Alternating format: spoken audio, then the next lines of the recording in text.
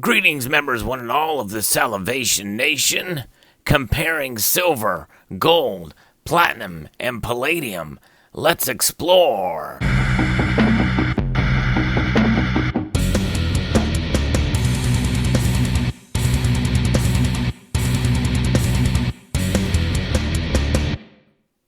Yes, those four metals I think are quite unique among the other metals in the periodic table. Sure, there are some that are more rare and more expensive, and yes, there are also others that have as many, if not more, uses and more widespread in use as money throughout history.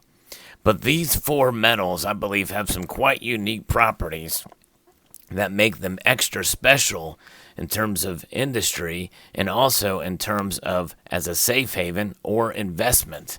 So we're going to outline each of these metals. We're going to first start with silver, the most common of the four that we're going to study here.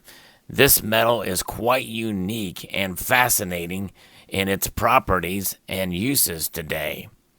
You know, it has been used as money for thousands of years, and the atomic symbol Ag is derived from the Latin word argentum, and it essentially refers to its lustrous nature.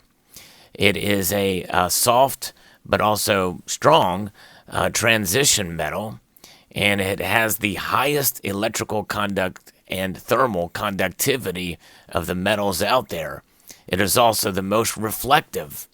And the fascinating part about silver is that though it is not found in its native form as nuggets and the like, it is a relatively abundant metal out there that can be mined and utilized for various different applications, such as in the biomedical field, utilized in industry, especially there was a time when photographic development played a huge role in the slice of the pie that silver's industrial uses were used for, that is quickly being replaced by a myriad of different diversified uses in electronics and the photovoltaic industries, you know, with solar panels and the like. It's obvious that silver is also minted in terms of bars, rounds, and coins, and also jewelry. It's used in jewelry as well. There's a lot of beautiful silver rings, necklaces, and charms that are being produced annually. We've also seen silver used in tableware, hence why we call it silverware these days, both plated and sterling. You know, silver is alloyed with other metals out there, mainly copper, to give it a bit of toughness, and there's different alloys that are referred to. We have what's known as Britannia silver, that's 958 fine, typically more uncommon utilization, but there's also 90%, which is known as coin silver, and then we have sterling silver, that's 925. Those are probably the most common alloys out there, and how silver is measured. The properties of silver: it has a melting point of 1,763.2 degrees Fahrenheit. It is a density of 10.49 grams per cubic centimeter. And it is, with an atomic number of 47, it is a unique metal that especially can be verified differing from other metals out there with a specific gravity test, considering its density and other physical properties. Silver is a relatively rare metal, but it is not. It is the most common of the metals that we're going to study here today. You can see its reflectivity here and its malleability, its ability to provide different finishes on coins and the like. It is quite extravagant to see the detail that can be implemented with this metal. But it is the least dense of the metals out there. And in many cases, some ways, it's probably one of the most least understood in terms of how it's applied. And in this community, probably the most controversial. There's very strong views that are tied to this metal here. But there it is. That is silver. The next metal we are going to study is gold. Gold. It is the metal of kings. It is quite an interesting and fascinating metal that has been utilized as a store of wealth and value for as long as silver, probably in many cases even more. Gold is a chemical element with the symbol AU. It has an atomic number of 79, and it is one of the higher atomic number elements that it does occur naturally. It can be found in its native form and as nuggets, and that's what has led to many of the gold rushes that we have heard about for millennia. And it's because people finding them little nuggets and flakes in creeks or along the desert floor in Western Australia. It is a fascinating metal indeed, and it is probably the most treasured. Well, it is the most treasured of the metals that are out there. In its native form, it is not reactive at all. In fact, it only dissolves in aqua regia, but it can be reconstituted from thereof. It has a melting point of 1,947.52 degrees Fahrenheit, and it has a very high density of 19.30 grams per cubic centimeter. So it is a very dense, and you can really feel that density when you hold it in your hand. It is a brilliant yellow metal that makes it alluring and very malleable as well. And gold is quite a treasure and has an allure to it that has literally been the subject of conquest throughout the ages. With silver being more abundant, gold's is much more rare. There's a total of about 186,700 tons of gold that exist above ground as of the year of mintage of these particular coins, 2015.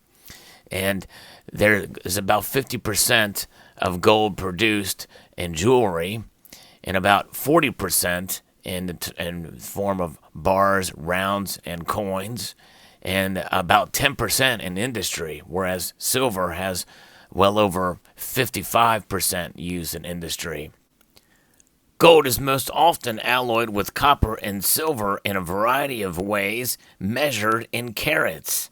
Anywhere from 12 carats, which is a mixture of 50% gold to the alloy, to 22 carat, which is 91% gold to the alloy, and various levels in between. Its high malleability, ductility, and resistance to corrosion and most other chemical reactions and conductivity of electricity have led to its continued use in corrosion resistance electrical connectors, why we see it in space applications as well too. That's a property that gold has over silver in that it does not react. And it is quite fascinating to see this metal being talked about in this community and showcased. But gold, I would consider it, even though it may not be the most expensive, being the most treasured. I would consider gold to be the king of all precious metals for the reasons that I had stated. But as you can see, like silver, and even more so than silver, gold is highly malleable, and the minting technologies that we find today have been able to utilize its malleability to really implement quite intriguing and sharp designs and finishes on the products that are produced. So that is gold. The next metal we're going to look at is platinum. Platinum is a very, very interesting and fascinating metal in many different ways. It is noted with the symbol PT on the periodic table, and it has an atomic number of 78. It is a dense, malleable, ductile, highly unreactive, precious silvery white transition metal, and its name is derived from the term platino, which means little silver. And it's quite ironic because, it is little comparatively in size to silver in terms of its density, because the density for platinum is the densest of the four metals we're going to look at, 21.45 grams per cubic centimeter. And it is definitely a very hard metal. For sure, it is the hardest of the metal, which notes to its use as a catalyst. And that is one of the biggest uses that you're going to find for platinum, more than any other use out there. And very few of its uses are related to investment or bar, round, or even jewelry. But there's a lot of use for jewelry. It is used as a catalytic converter, mostly with diesel applications, which has actually pulled back because of the controversy with Volkswagen in 2015. But it's used as catalytic converters, laboratory equipment, electrical contacts and electrodes. So there's some in industry and science, and it is a something to it as it's not reactive. And it is quite an amazing metal, and its uses for the medical field as well. It is, again, the most dense of the metals and the hardest probably to coin. So to be able to get the strikes that it would need to place it on a coin, round, or bar takes a lot more skill and strength and pressure to make that happen. But that is platinum. The final metal we're going to look at is palladium.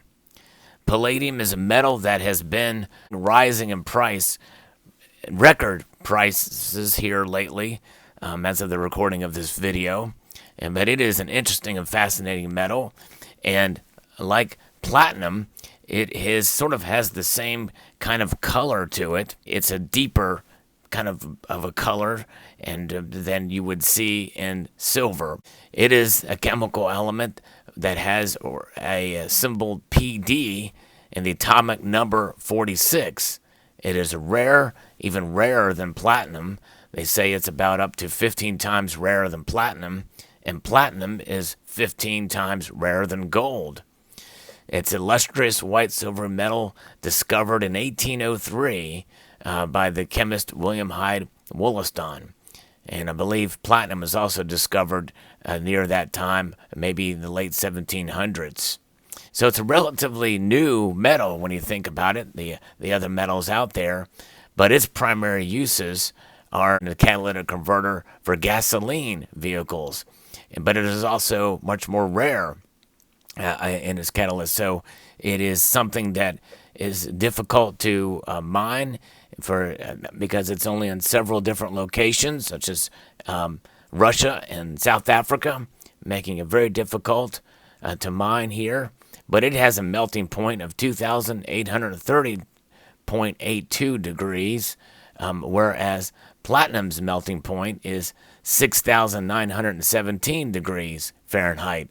So platinum has a very high and is the highest melting point of the metals out there. But its density is 12.023 grams per square centimeter. So it does not have quite the density that platinum has or gold, but it is more dense than silver. So that wraps it up for palladium. It is the rarest of these metals that are out there, and it is quite interesting and unique. But let us actually take a look at all of these metals together and see how they look. And you can see the comparison of the size and the density of the metals. Quite intriguing indeed. Silver, platinum, gold, and palladium.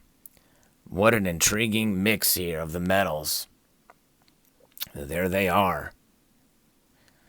These particular coins are from the Royal Canadian Mint, and it's the first time that they've implemented security features and made them more widely available in 2015. So there you have it. I hope you enjoyed this video. I would like to extend a multitude of gratitude to you all for watching and encourage you to please rate, share, comment, and subscribe.